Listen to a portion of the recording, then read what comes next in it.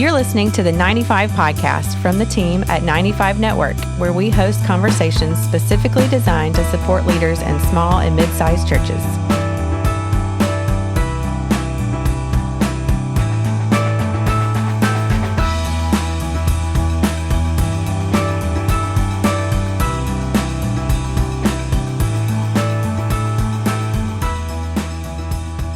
Hey everyone, welcome to the 95 Podcast. This is Dale Sellers, Executive Director at 95 Network. And today we have another incredible guest with us. Recently, we released a two-part series on pastors dealing with pornography. And I immediately received an email from our mutual friend, Wendell Morton, who knows our guest and introduced me to our guest that I'll share with you in just a minute.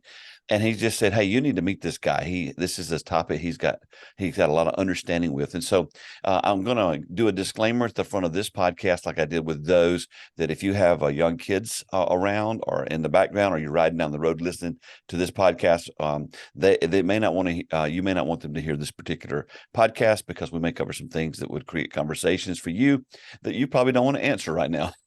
And so you might want to get the little ones off to the side. Today I have with me Sam Black, and Sam has written a book, and he's going to give you the title of that book because it's a good one. And we're just going to dive in today and kind of talk about this subject. Whenever we bring it up, it's one of the most popular podcasts that we have.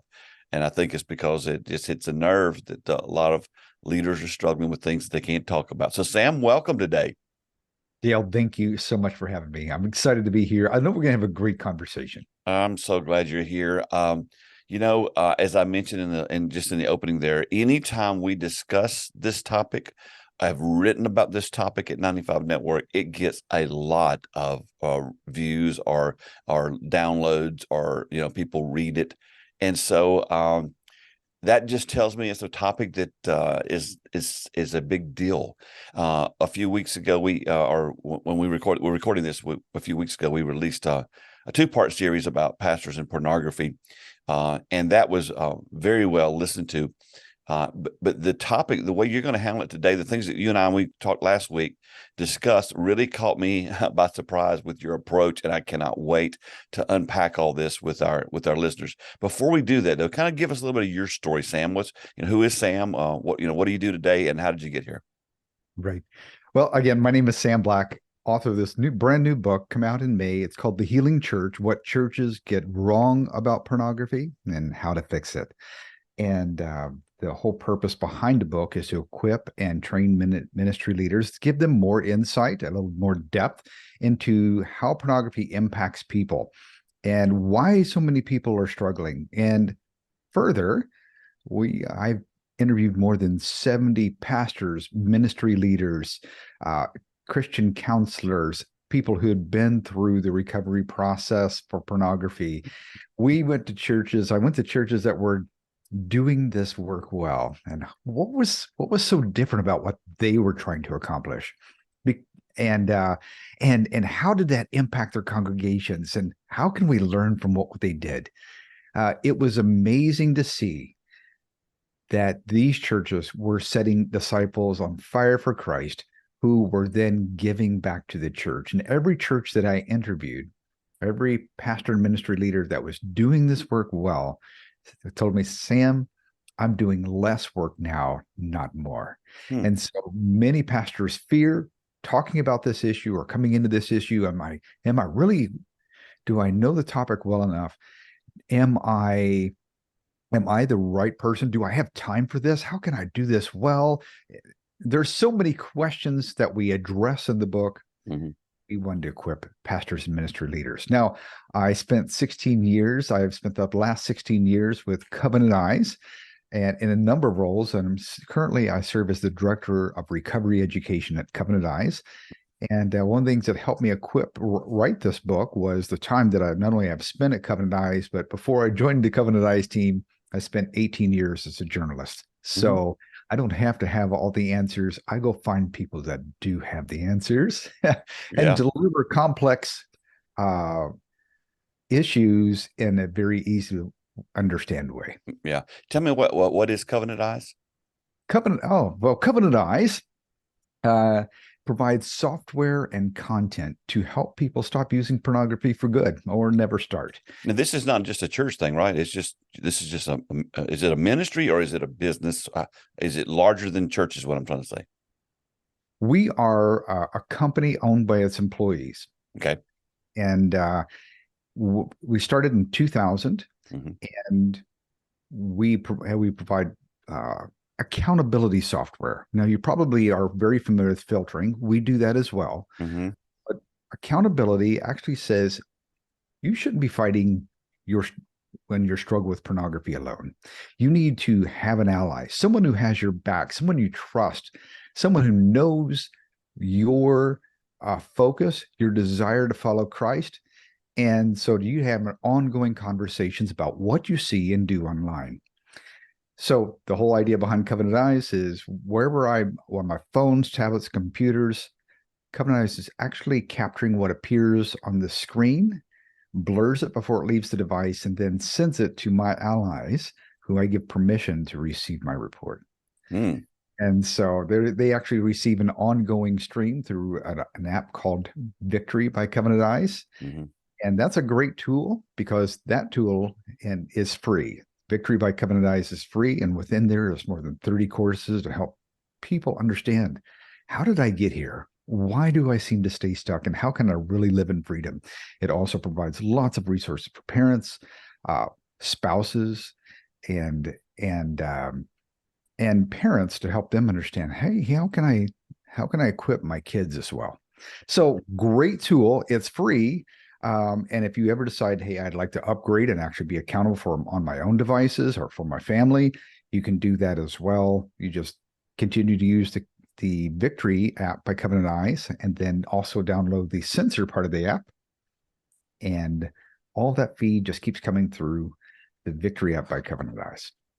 You've already created 4 million questions for me to get done this podcast. This is such a huge topic. And one of the things we talked about when we met last week was I said, when someone has been addicted to pornography, it's almost like it's like when they say that, if you were an alcoholic, that you're always an alcoholic, even if you quit, and that's why they go to like the AA and things like that, and I'm not making a stand one way or the other, but is it possible for someone who has been, and when I say addicted to pornography, I don't even understand what that really means, because I didn't grow up that way. My father didn't have pornography in our home, so I was blessed. Unlike a lot of my friends, I didn't get to have easy access to that stuff. And then now, obviously, everybody's got easy access to it with their phone and stuff. But so to help me understand, if you ever really were heavily addicted to it, is there truly can you be free, or is there always an awareness that, man, at any moment you can slip and fall back into it? And maybe that's too generic of a question. I'm not sure. No, I think that's a very good question. I think that's a question that lots of people are curious about. And I would say, based on my experiences, based on the experience of many men that have walked through a safe place with a safe process, have come out on the other side living in real victory from pornography. Okay. That it doesn't dominate their thoughts. That even if they see pornography, it pops up on their screen. They're kind of like, "Hey, I'm not gonna go down that road again. Take the bait." Yeah, I've been there, not going back. That is, I having struggled deeply with pornography, what might be called compulsive behavior clinically, or from a spiritual sense, a stronghold in my own life, because I mimicked a lot of what you were saying about that early exposure, et cetera. Yes. I'll come back to that. But yes, now some men will describe, and men and women will describe that, I maintain my sobriety, my freedom from pornography with deep care, because I feel that I could slip. And others, it's so easy. Others are saying, I feel really rock solid in my victory over pornography. Okay. So, and that, we're as human beings, as fallen humans, there might be times that you feel stronger at some times than you do others. Yeah. You put measures in place, not only physical barriers like accountability software and filtering on your devices, Mm-hmm. but relationships. Relationships are so key to this. So every Thursday night, I'm still meeting with men when we're constant readers. So yes, we can have real and lasting freedom from pornography. Let's do this. So just to give some authenticity, even or greater authenticity to our conversation, tell us your story. You mentioned that you'd struggle with it. How did that happen? And then, kind of walk us through how you got to where you are today. Well, I think my story is so common that, in fact, I host a newcomer meeting with an organization called Samson Society, samsonsociety.com. It's a community of Christian men who support one another in something in their life that is bigger than they are. Mm-hmm. And often that is pornography and unwanted sexual behaviors, but it could be other things as well. My story is so, and in that meeting, in a newcomer meeting that I host on Tuesdays at 1 p.m. Eastern,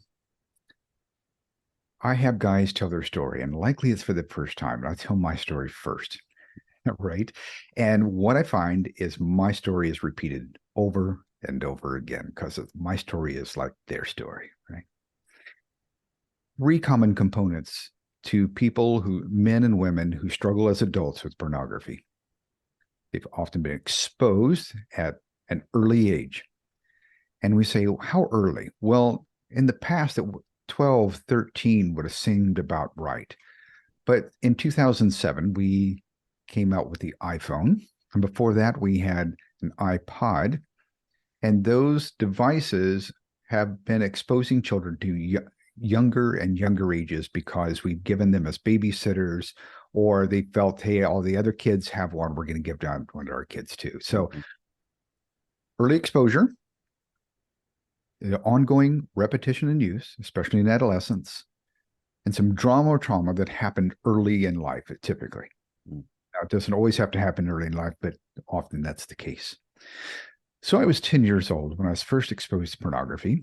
I remember walking out of my home in Florida, and my brother and his best friend were leaning up against their car. They're 10 years older than me. Mm-hmm. And they're looking at a magazine sideways. I've dated myself a little bit there. Yeah. And I said, hey, what are you guys looking at? Because that didn't make any sense. How can you read sideways? Mm-hmm. And he turned it around. And even though I was growing up in a Christian home, I stepped forward. I didn't turn away. Yeah. Because every child is naturally curious about what the opposite sex looks like without clothes. It's just, there's natural curiosity there.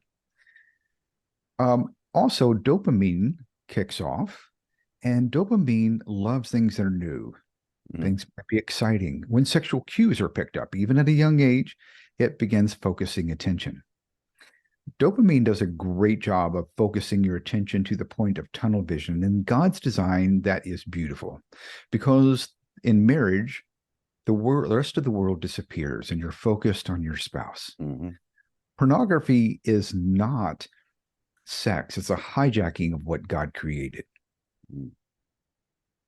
So that focusing of attention is with dopamine also helps burn those neural pathways in the brain, along with norepinephrine that kicks off, which is also associated with fight or flight, think something that's shocking, something that's new.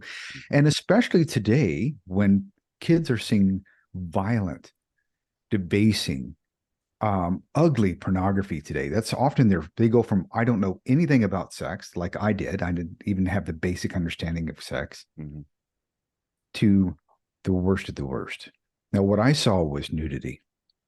And that was enough for me to remember that whole episode because of dopamine and norepinephrine helping burn that memory into my brain. Now, you ask almost any adult about the first time that they were exposed to pornography, and they can typically tell you a whole story.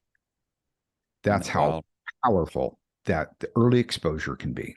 I remember Dr. Dobson said, years ago when he talked about this topic on Focus on the Family, that it's like, especially for men, I don't know if it's true as much for women, but for men, it's like they take digital pictures in a sense, and they lock them away in their mind. And so that's kind of goes with what you're saying there. As I was doing the study for the book and also helping pastors understand how women get stuck, women are actually better at storing imagery and voices and all that, more so than men. Wow. Even The second part of that, again, is the repetition. So I had a friend, and his dad had pornography that was falling out of his closet. I could take anything I wanted, and I did. It looked a little like a waterfall. If you can picture a shelf up top in this closet that was stacks of pornography, and it was leaning over like a waterfall, and there was a pile of it on the floor, and I could take anything I wanted, and again, I did. So that pornography use became repetitive. And then the other part of that, the third component, is some trauma or drama that's really happening in life. Maybe that's divorce. Maybe that's feeling like maybe I don't belong. Or in my case, it was violence. Even though I grew up in a Christian home, it was overtly strict in many ways. And that's surprising enough, is that very stringent, strict homes are also a common theme among that drama or trauma that's impacting men and women who later are struggling with sexual behaviors. We're seeing this more and more. That's very interesting. You brought that up. Yeah. And so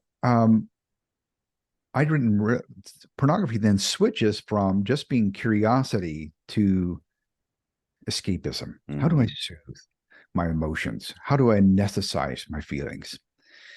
So if I felt fear or anger or frustration, I could run to pornography. So again, that three components are the exposure, the ongoing repetition and use, some trauma that's happening early.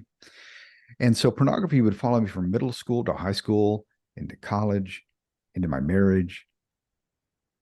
It was won by the grace of God. But I feel like one of the most fortunate men that my wife has been attending a small church in our community, and she's taking our babies with her. And I am at this time pretty agnostic. Yeah. And I don't have any issue with her going to church. I just don't know if God listens to me. All right. And so she asked me if I'll go to a marriage class with her there. And the facilitators of this class, and when I agreed to go, would close the door, and they'd turn around and they'd look at the class and they said, "This is a safe place, and what is said here stays here." And in that environment, people were honest about the horrible things that they were saying in their marriages and the things they were doing. And Christians talk like this. These folks were like laying it out. They were practicing James 5:16 in that classroom and trying to learn from one another and grow. And that is where I also learned that pornography could be compulsive and addictive. And that was a great relief. That meant evolution didn't make me this way, that God didn't make me this way, and I didn't have to stay this way. Did you not know that you had a problem? When you was it just because it had been so much part of you? Was it affecting your marriage? I know it was affecting your marriage, but do you know it was affecting your marriage? Yeah. Okay. So I just want, you were so deep into it. There was a conscious awareness of it. It was during my first year of marriage. My wife had came down to my workshop in the basement, and pornography was just there. It was laying on the counter, it wasn't hidden, and she had looked at it and said, I don't think this would be good for our marriage. Now, at this point, she's not even Christian, right? She hasn't even, she's maybe attended some vacation Bible school as a child, and then that's it, right? Mm-hmm. And she says, I just don't think that this is going to be good for our marriage. And I said, honey, I love you. I don't love this. I'll just throw it away. And I did. And like so many other men and women who struggle intently, what happened is my brain went on fire. It made me a little angry. Why aren't I in control of me? Why does this keep calling me out? Were you mad at her or mad at you? I was mad at me. Okay, all right. I want to clarify that. Thank you for that clarification, because I was so disappointed with myself. Okay. Why am I not controlling me? Why do I have these obsessive thoughts for it? And I could hold on, I could grip, I could try harder, then I'd fall, and I would get back up. And that's the cycle of addiction. Is you try harder. It only goes for so long. So the right trigger comes along and hits you, what I call social or emotional or environmental triggers. triggers. And when those right trigger hits, then I'm right back to running after pornography. And what I didn't know what I needed was I needed others, because the opposite of addiction is community. Yeah. So when you told her you threw it away, so from that point on, if you viewed it or whatever, were you sneaking around and doing it? Yes. Did she think at that point you were done? It was a topic that really didn't come back anymore. Mm-hmm.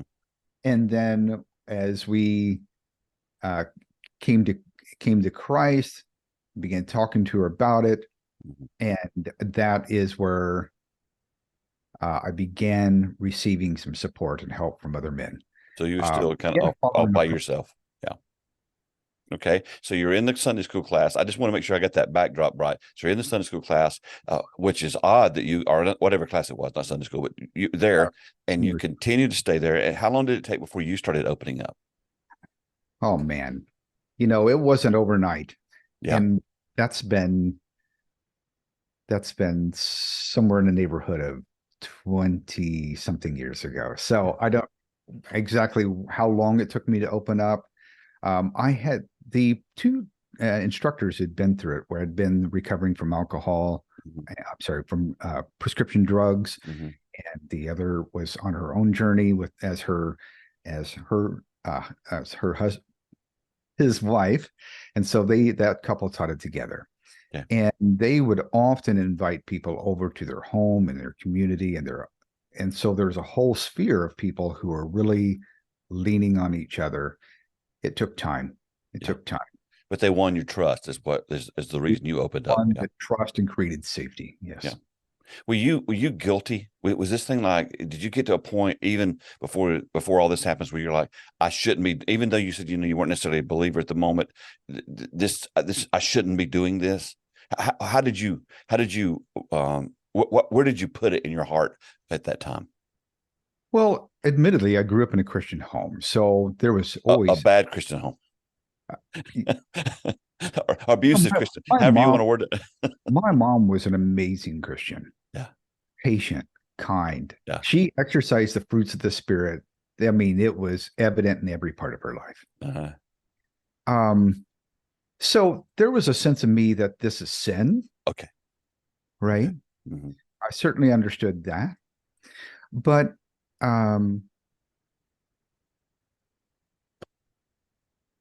when I came back to the church, as I'm joining her, going to the Sunday marriage class, I also start attending Sunday morning service. And our pastor had a habit of just ignoring everybody in the church and just preaching to me. Isn't that funny how they do that?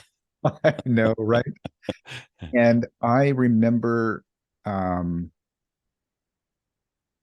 standing in our bedroom and praying to God, please take this away from me. I hate this about myself. I want to please you. It grieves my heart of my sin.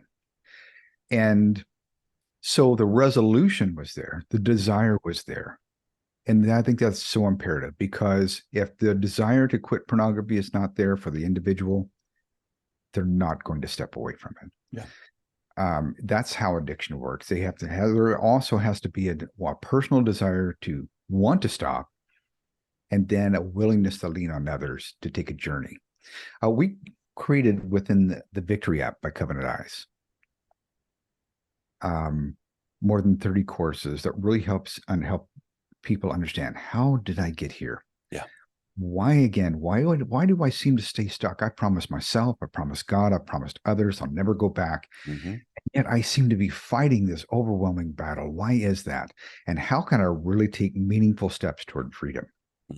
And by the way, we didn't say earlier, but you can download the introduction and the first chapter of The Healing Church at thehealingchurch.com. Yeah, I'll put all that in the show notes. Here's what we want to do. I want to take a short break, and we come back. I want to dive into the book, and I'm going to start up just referring to something that we talked about when we met last week. So take a short break. We'll be right back.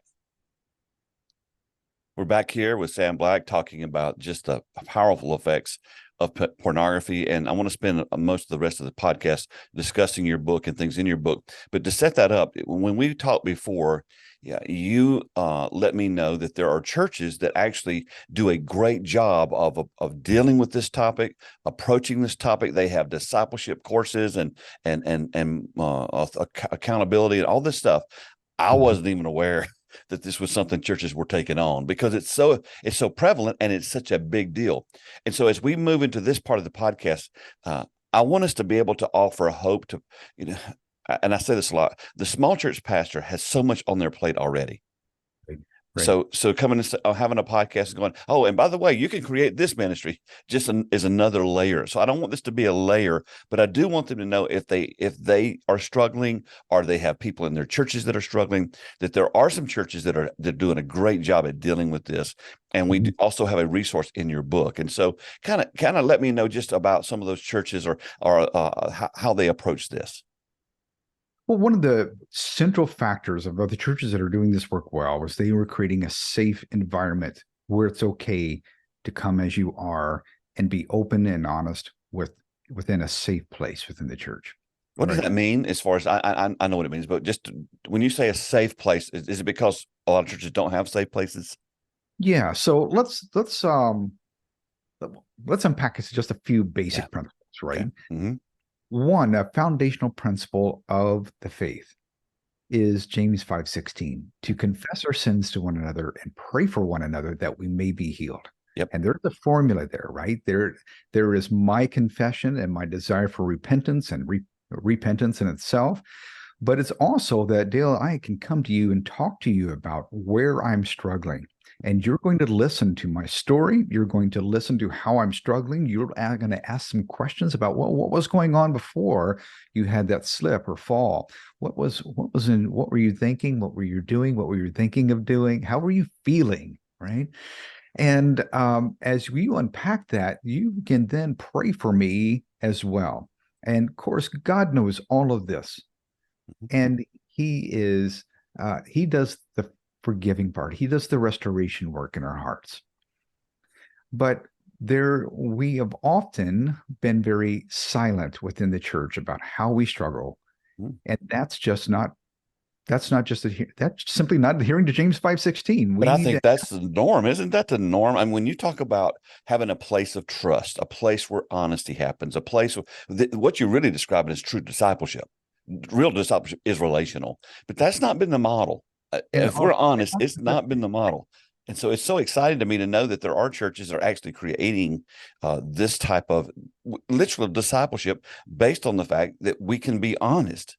And see, I told you this, I think I mentioned this when we talked before, but when Promise Keepers came along, it talked about how one of the things that really challenged guys to do, and guys specifically, men specifically, all across the country, we're getting in these small groups every week, and they're sitting around and over breakfast and coffee, and they're sharing their stuff with each other. And I was like, I'm not doing that. And the reason I'm not doing that is I'm not going to tell Sam my deep, dark secrets or what I'm struggling with if I don't think Sam loves me. If I don't know you love me, I'm not going to be vulnerable with you. And so it seems like because we still live in the residue of the seeker and the attractional movements, there's not been space in churches for us to have this kind of relational type stuff. So I'm really excited to know that you're aware of churches that are actually doing this. It's encouraging.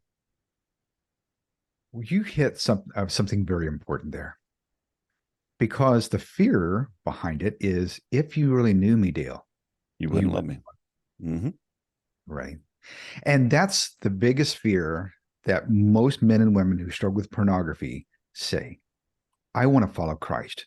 Mm-hmm. I want to surrender my whole heart to him. That there's a stronghold in my life that if you knew about it, you wouldn't show me grace.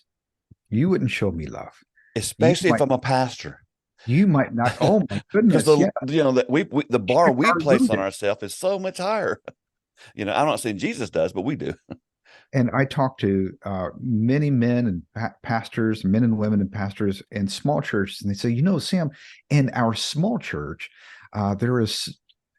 we know each other. Mm-hmm.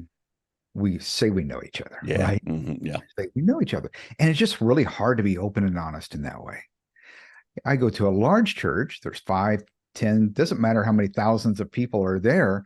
And they say, Sam, we can't be honest with someone else because I don't really know someone who I can really be open and honest with. You nailed it, buddy. Right. So it's not the size of the church. It's the problem. We need to ask ourselves, what part of James 5:16 do we not believe?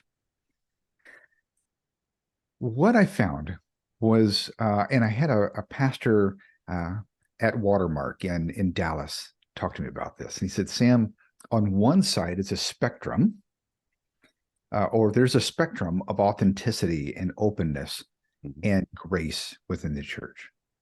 And on one side of the spectrum it is okay to come as you are. You can bring all your struggles and pain, but you're never really called to any change. It's just, hey, we all struggle. We've all got sin in our lives. You never really deal with it. Dude, you're nailing it. On the other side of the spectrum is Christians don't have problems.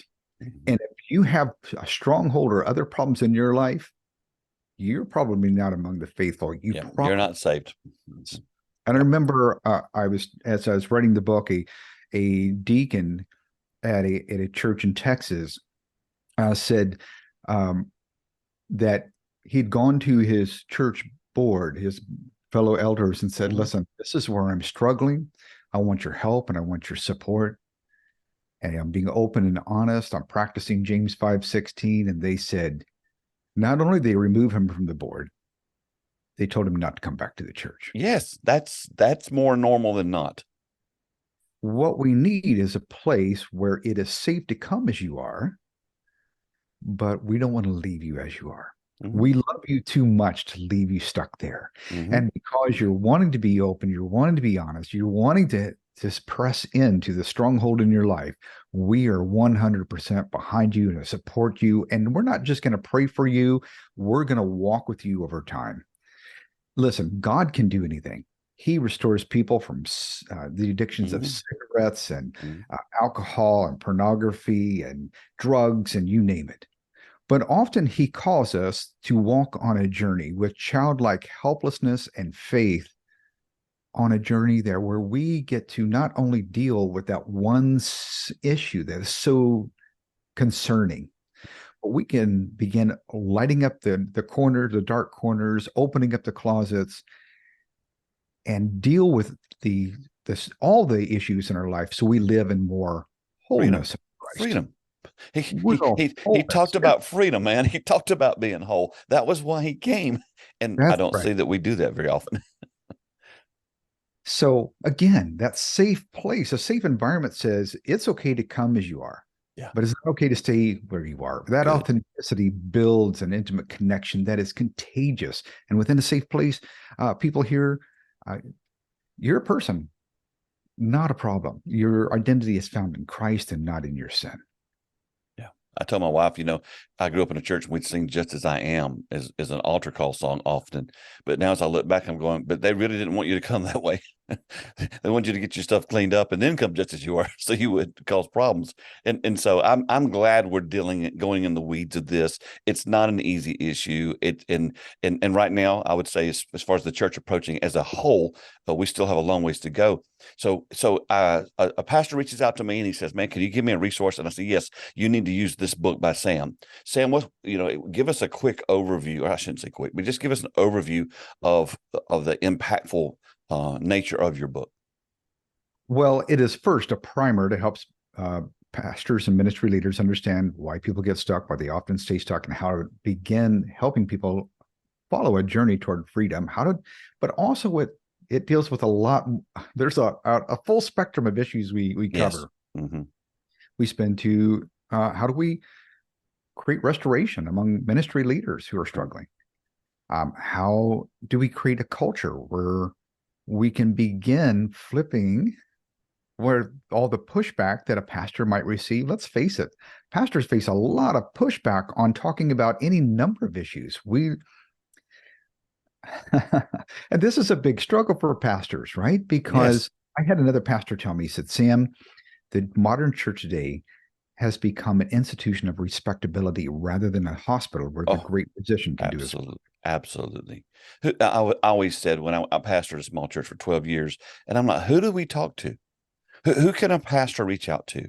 Mm. If you tell your board, they fire you. If you tell someone in your church, they turn on you. If you talk to another pastor, they leak it out.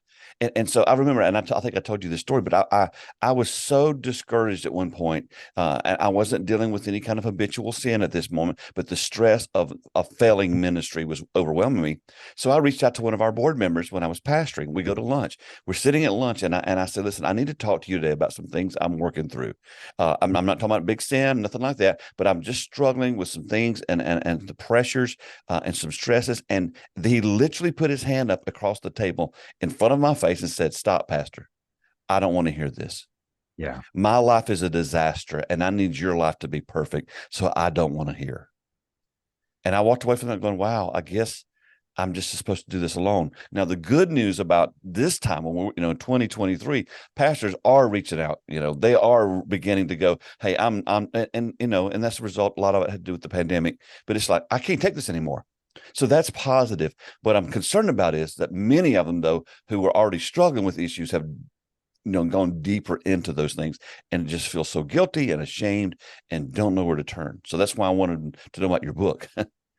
Well, thank you so much. And certainly pastors and ministry leaders have a target on their back, not only from the criticisms, et cetera, but also Satan wants to take them out. Absolutely.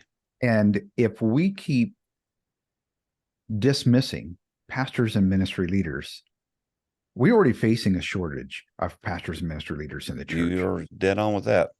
Here's the cool thing, that every church that I talk to, who are not only restoring disciples in the church, the congregants, but they were also restoring people in ministry. They knew Christ's grace was sufficient. That's good. And what happens is when ministry leaders go through that process and have that deep discipleship, that not just spiritual discipleship, but mind, body, and spirit, how they learn to deal with the stress and emotions and all those other things are vitally important.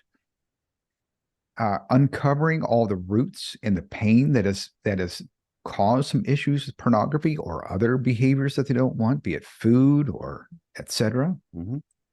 When we begin to really help with a restoration process, then they go on fire for God even all the more. And they are now more empathetic. Yeah. They give more. They can be greater givers because having had a deeper spiritual awakening, even a deeper spiritual awakening, they want to give back. And by the way, the processes that are all the ones that are outlined in the book, and we give pastors a lot of resources within the book as well, is that they can,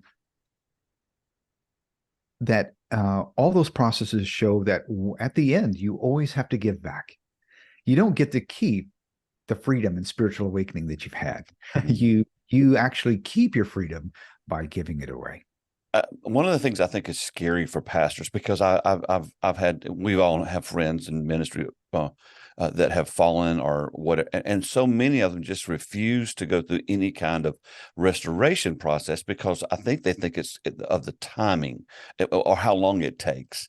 And again, every case that out there is individual. But is there a 2-year process, a 3-year process? Is there anything like that you could just speak to as far as like if someone's just, and I know that's all qualified how deeply they're involved, but give some. So here's my point. There's a pastor listening right now, and they are deep in this, and they know they need to come clean to save their marriage, to save their life, and maybe don't want the ministry.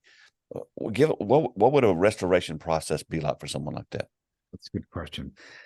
And right, there's not a one size fits all. Yeah. Many Christian counselors will say to really live in true and ongoing freedom, you've had to maintain sobriety or been in recovery for at least 3 years. That's what I thought. That sounds really scary. But what is often missing from people's restoration process is they fumble around by themselves. I'm going to yes. try harder. I'm going to do the same thing I've been doing over and over again and see if I get a different result, which is a little messy, right? So there are some amazing intensives where pastors can go to, or people in your congregation can go to, and you receive within a week or 2 week or even a 30-day, somewhere longer process. It's like receiving 1 to 2 years of counseling. It is very intensive. It get to the heart of the matter. Everything gets washed out. You have a safe disclosure process with your spouse, so it's not causing more damage. And so an intensive is a great place to start. Okay. Quest is an organization you might think of. BoulderRecovery.com is another place you can think of. And there's many more. Bethesda Ministries in Nashville, Tennessee. These organizations provide deep intensives to help walk people through a lot in a very short amount of time. And it gives them some real tools to begin living that out. So there's a lot that I outline in the book that provides many of those answers, that I encourage pastors. Again, you can download the first chapter and the introduction at thehealingchurch.com. You can buy the book wherever you normally buy books online. Yeah, and like I said, we'll put a link to the book on there. So the point of today, this is not just for pastors. This is also for pastors who may not have struggled with this, but you want to create a ministry within your own congregation. And I want to make sure there's clarity for that today, that because sometimes you listen to podcasts like this, you go, well, thank God I didn't struggle with that. But you have, I can guarantee you, if you're pastoring anywhere in America, you have people who are. One of the things that I thought about, go ahead. Too. There's no demographic for this. We need to understand that pornography is undermining every ministry in the local church, from children's ministries to teen ministries to adult and marriage ministries. We just talked about the average age for first exposure, somewhere between the ages of 8 and 12, depending on which study you're looking at. Wow. So that's impacting your children's ministry. Teens are among the most prolific users of pornography. So if you have teens in your church, you need to recognize that it's very common for them to struggle. And not just boys, but girls too. If 63% of men and a third of women in the church say they have an ongoing struggle with pornography, you need to understand that many men and women are struggling in your congregation. In 56% of divorce cases today, a major contributing factor to the split is one spouse's compulsive use of pornography. So we need to understand that it is every ministry you have in your church, it's being undermined in some way by pornography. And many of our small churches have older audiences. Yes. I cannot tell you the number of times I've spoken with men in their 70s and 80s who say, I've been fighting this my whole life and I've never found freedom. I've never been able to talk to someone else about it. Wow. So we need to understand that just because someone's a little older doesn't mean they're still struggling. It's true. I wanted to ask you this too before we run out of time. In most cases, is pornography a symptom of a deeper problem? Always. It always is? Okay, that's what I thought, but I wasn't sure. Trauma or something? Often, well, I say always. I shouldn't say that. Always is a universal, right? Yeah. It is one of the most common issues is you've learned to use pornography not just because of lust, but because you're not coping with your emotions. Yeah, it's to deal with pain. I had a bad day at work. Someone yelled at me. I had an argument with my wife. When she says no to sex, maybe that is your cue. Is that pride? Is that selfishness? There's a whole bunch behind that. But we've learned to use pornography over time. The brain has become associated. Hey, if I am struggling in any way, I begin to run toward pornography. That is my it's your outlet. It's my drug of choice. Yeah. Well, in churches, especially pastors, we're not supposed to drink and we're not supposed to smoke and chew and run with girls that do and all that stuff. So it's been, for years, it was always like we overeat and nobody talks about it. So so you can preach on these issues that I just said, but yet, you're severely overweight because that you're still trying to medicate a pain. Right. And so that's what I thought you might say about how we get here. I mean, we don't have near enough time to even dive into this, but I do want to wrap up the podcast by asking you this question. So today there's someone listening and they're struggling. Either they know that people in our church are struggling with it and they want to deal with it, or they're dealing with it themselves. And you're sitting down with them, you're having coffee, and they say, "Hey, Sam, listen, I heard you on the podcast. I need help." What would you tell them today would be the first step? I think the first step is to begin to have understanding, because knowledge precedes understanding and understanding precedes change. So we need to know why the struggle is so intense for us anyway. So download the Victory app by Covenant Eyes. Begin going through those courses. We're unapologetically Christian. We're using scripture, and all of our courses have been reviewed by Christian counselors. So getting a baseline of knowledge. Second, you need community. And for men who are listening, samsonsociety.com is a great place that is safe. Doesn't matter if you're a pastor or a ministry leader or not. This is a safe place for you. Okay. And second, for women is sherecovery.com. These provide community where you can begin opening up to others in a Christian environment where you can really be honest, come as you are and be loved as you are, be fully known and fully loved. And basically what you've said all day is simply this: you can't do it by yourself. You can't do it by You're yourself. not going to get free on your own. We think that because we've had periods of victory, maybe that lasted 3 days or a week or 4 weeks or whatever, or a month or whatever it is. But we keep coming back. So why is that? How can we stop coming back to pornography? We want to live in full wholeness, full restoration from these desires, and learn to live. And I keep coming back to wholeness, but that is really the Christian faith, right? We live to live in wholeness in Christ. The word says it's for freedom that Christ set us free. Do not be entangled again in a yoke of slavery or yoke of bondage. And that's why we do this podcast. We just don't want to see people living bound. I say oftentimes that a lot of people live in a jail cell with the door open, and they won't walk out of it because it's what they've known. So, Sam, thank you so much for what you do. Thank you for writing the book. I'm so glad Wendell connected us, and I'll have your email in the show notes as well. And then once we complete today, if you'll just email me any links that you think are pots that are necessary, I don't care how many there are, I will add those to the show notes, because at the end of the day, folks, we just want to help you. We want to see you live in freedom. We want to see you live in wholeness. We want to see you live the life that Jesus died that you could live. So, Sam, thanks again for being here. Thank you so much, Dale. Thanks for listening to the 95 Podcast. We look forward to sharing another episode with you next week. In the meantime, visit our website at 95network.org. The website is loaded with great resources created for small and mid-sized church leaders. Until next time, have a great week.